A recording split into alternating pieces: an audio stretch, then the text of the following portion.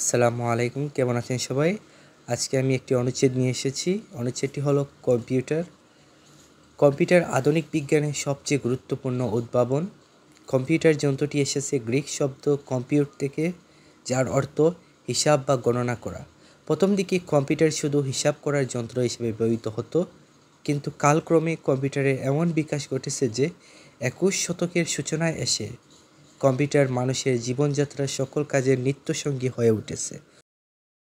অসংখ্য বিজ্ঞানীর বহু বছরের সাধনার ফলে কম্পিউটার প্রযুক্তির এই অভাবনীয় বিকাশ ঘটেছে। দাপ্তরিক কাজ, লেখালেখি, শিক্ষকতা, প্রকাশনা, বাণিজ্য, যোগাযোগ, বিনোদন সহ সব ধরনের কাজ এখন পুরোপুরি কম্পিউটার নির্ভর। নানা ধরনের তথ্য বিশ্লেষণ ও উপস্থাপনের কাজে শিক্ষার্থী ও গবেষককে কম্পিউটারের সাহায্য নিতে হয়। কম্পিউটারের বাহ্যিক যন্ত্রাংশকে বলে হার্ডওয়্যার বা যন্ত্রপাতি। হার্ডওয়্যারের মধ্যে থাকে keyboard, mouse, RAM, motherboard, monitor, printer ইত্যাদি। যেসব প্রোগ্রাম দিয়ে কম্পিউটার কাজ করে সেগুলোকে বলে সফটওয়্যার। বাংলাদেশের বর্তমান সরকার বাংলাদেশকে ডিজিটাল বাংলাদেশে পরিণত করতে চায়।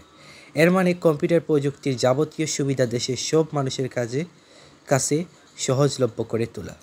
ধন্যবাদ সবাইকে এতক্ষণ আমার সঙ্গে থাকার জন্য।